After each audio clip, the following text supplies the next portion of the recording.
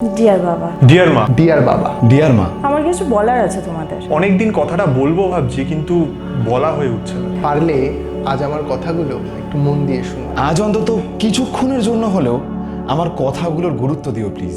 এই তোমাদের কাছে আর এই পুরো গোটা সমাজটার কাছে ভালো থাকার অভিনয়টা আমি আর চালিয়ে যেতে পারছি না। পড়াশুনো, স্কুল, টিউশন কিছুতেই মন বসছে না।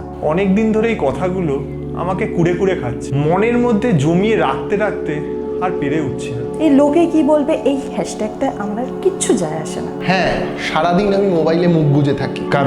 কারণ মুখটা তোলার পর আশেপাশে কথা বলার জন্য আর কাউকেই খুঁজে পাই না। রাতে ঘুম আসে না আমার, যদিও বা আসে হঠাৎ আটকে উঠি। চারপাশটা যখন ভীষণ অন্ধকার, পাশ ফিরে কাউকে দেখতে পাই না। কাল যদি আমি না থাকি কার কি আসবে যাবে। ইনস্টাগ্রামে স্টোরি শেয়ার করি, আননোন মেসেজে রিপ্লাই দিই, বড্ড একলা লাগে, আমার আর ভালো লাগে না। আমাদের শাসন করার মধ্যেই তো ভালোবাসা আছে, তখন এই কথাটা শুনতে আর ভালো লাগে না। মাঝে মাঝে মনে হয় যদি এইসব ভাবনাগুলোর থেকে একটু দূরে থাকতে পারতাম।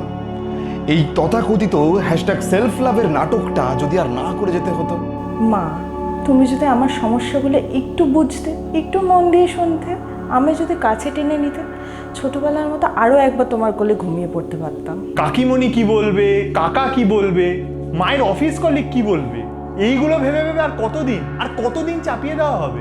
এবার কি সত্যি কথাটা বলবো, নাকি ফের আবারও ওই ঠিক আছে মার্কা অ্যাটিটিউড নিয়ে সব মেনে নেব? সত্যি কথাটা মুখের উপর বলে দিলে তুমি আবার ফোনটা কেড়ে নেবে না তো? কাল থেকে কলেজ যাওয়া বন্ধ করে দিয়ে আবার আমার জন্য পাত্র খুঁজবে না তো? আমার কথাগুলোকে জাস্ট পাত্তা না দিয়ে খবরের কাগজে চোখ বোলাবে না তো বাবা?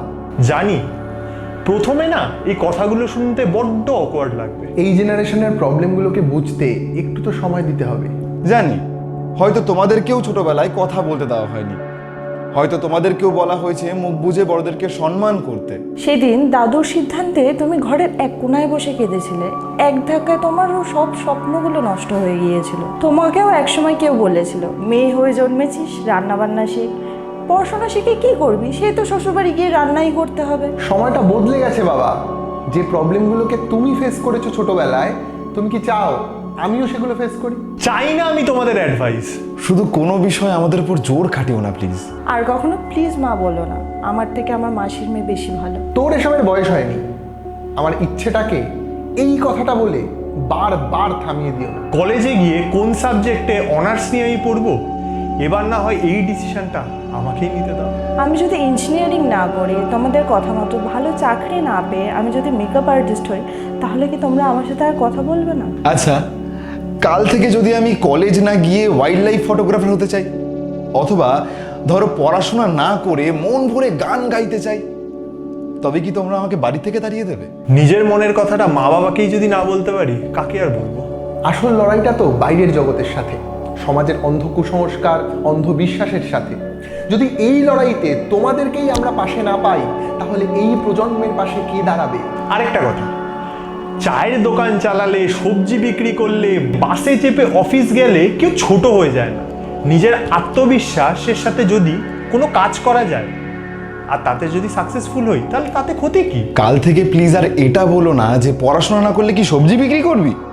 কারণ একটা কথা মনে রেখো, ওই কাকুটা সবজি না বিক্রি করলে তোমার বাড়িতে কিন্তু তরকারিটা হবে না। আমি শুধু নিজের স্বপ্নগুলোকে বাস্তব রূপ দিতে চাই, সেটা প্লিজ ভেঙে দিও না বাবা। কাকে স্ট্যাটাস দেখাচ্ছ? যদি ইন্টিগ্রিটি স্পেলিংটা ভুলে থাকো, একবার গুগল করে দেখে নাও। বেশি না, অন্তত 5 মিনিট সময় নিয়ে আমার এই কথাগুলো ভেবে দেখো।